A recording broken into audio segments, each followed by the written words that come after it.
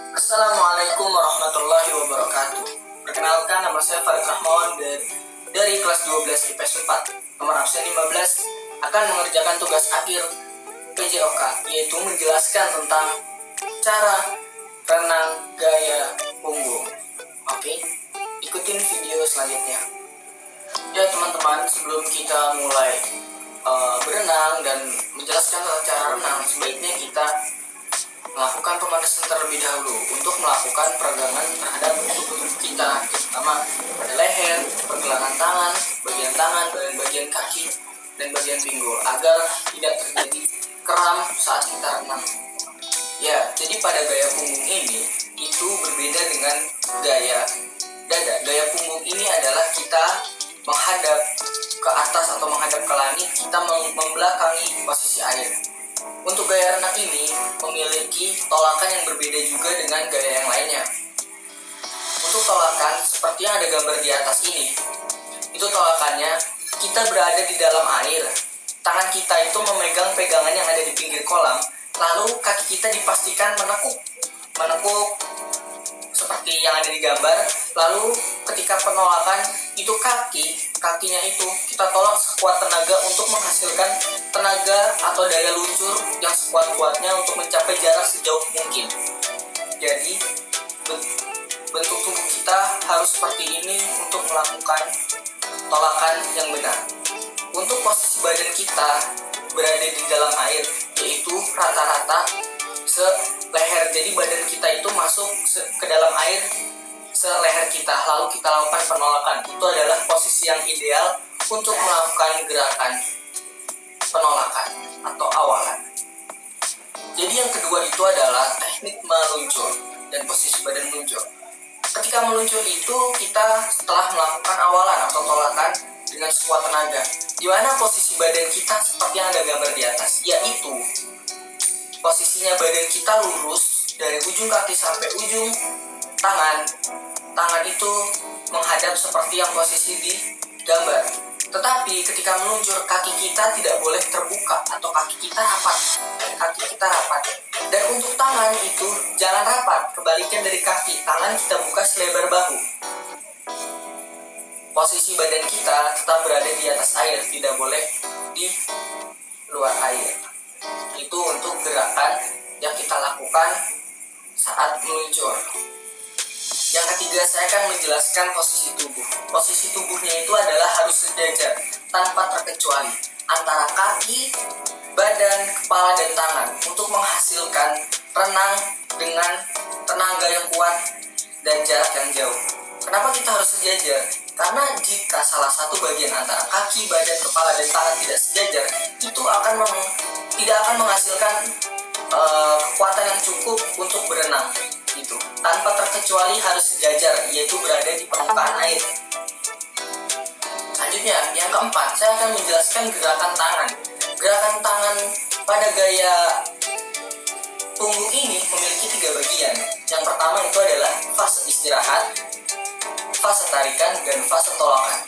Dimana seperti yang kita lihat di video ini, gerakan istirahat itu adalah dari samping perut sampai menyentuh permukaan air. Jadi pas tangan kita ke atas ini, itu adalah fase istirahat. Nah, fase yang kedua itu adalah fase tarikan. Fase tarikan itu adalah ketika kita habis istirahat, tangan kita kan ke belakang seperti yang ada di video, nyentuh air, terus kita tarik sampai sejajar dengan bahu. Itu adalah fase tarikan. Nah, fase dorongan itu adalah setelah fase tarikan, yaitu kita tarik lagi sampai ke samping perut. Nah, itu adalah fase tarikan. Jadi fase itu langsung terus menerus. Istirahat, dorong, tarik. Terbalik. Istirahat, tarik, dorong.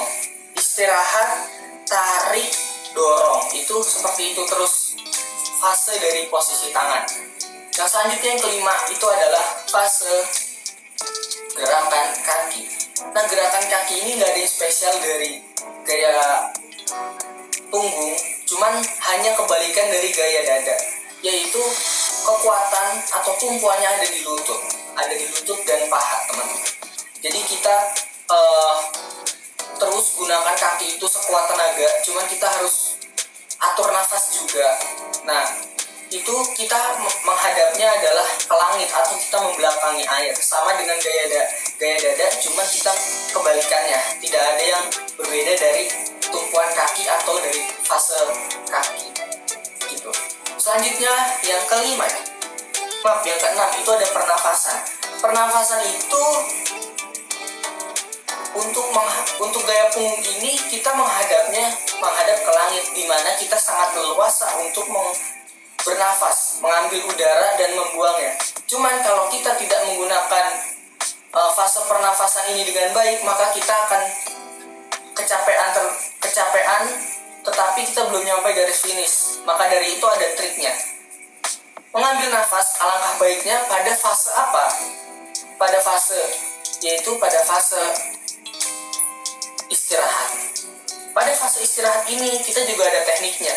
Misalkan kita mengambil nafas pada fase istirahat, ketika kita menarik nafas itu tangan kiri kita lagi di istirahat. Nah, kita gunakan sampai akhir itu tangan kiri terus. Jadi biar stabil. Misalkan kita mengambil tangan kiri, ntar kita membuang pas kita istirahatnya tangan kanan. Seperti itu teman-teman. Jadi kita ambil pas tangan kiri istirahat, kita buang pas tangan kanan istirahat gitu. Mau kita satu putaran atau misalkan satu kali putaran tangan itu ambil nggak apa-apa.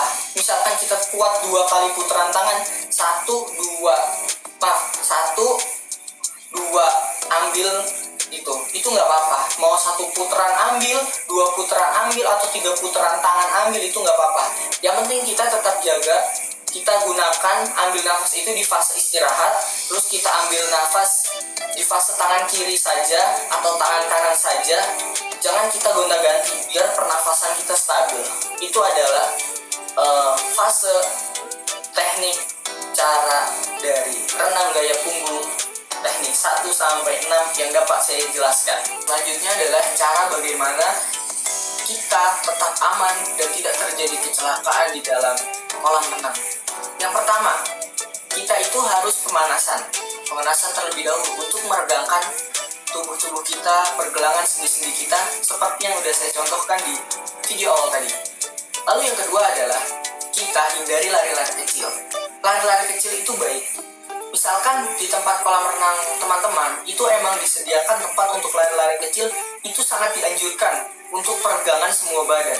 Tetapi misalkan di kolam renang teman-teman tidak ada tempat untuk pemanasan atau lari-lari kecil, maka cukup pemanasan saja, tidak perlu lari-lari kecil. Selanjutnya, yang ketiga itu adalah hindari bercanda dengan teman di kolam renang, karena itu dapat membahayakan teman-teman, apalagi teman-teman masih dalam proses belajar renang, karena nantinya akan menyebabkan teman-teman itu tenggelam dan terjadi hal-hal yang tidak diinginkan. Lalu, yang keempat itu apa? Yang keempat, gunakan perlengkapan renang. Misalkan teman-teman punya perlengkapan renang atau nggak punya, itu nggak apa-apa. Cuman dianjurkan untuk pakai perlengkapan renang. Misalkan kayak baju ini, baju yang saya kenakan. Habis itu celananya sesuai dengan aturan. Habis itu kacamata atau misalkan penutup kuping dan penutup kepala, misalkan teman-teman butuhkan, itu gunakan, nggak apa-apa. Dalam proses belajar ataupun emang sudah bisa renang. Gitu teman-teman. Terus yang terakhir, yang kelima itu adalah didampingi yang profesional. Didampingi profesional itu untuk teman-teman yang baru belajar. Jangan coba-coba di tempat yang dalam, misalkan 100 meter atau 200 meter gitu. Misalkan teman-teman belum bisa atau belum fasih dalam renang gaya apapun, sebaiknya didampingi oleh yang bisa renang agar tidak terjadi hal-hal yang kita inginkan. Kita sudah sampai akhir dari tata cara renang gaya punggung dan cara menjaga keselamatan di dalam kolam renang. Untuk video tentang tata cara saya akhiri. Apabila ada kesalahan mohon dimaafkan. Sekian video yang dapat saya buat, karena kesalahan datangnya dari saya dan kebenaran datangnya hanya dari Allah. Wabillahi taufiq wal hidayah. Wassalamualaikum warahmatullahi wabarakatuh.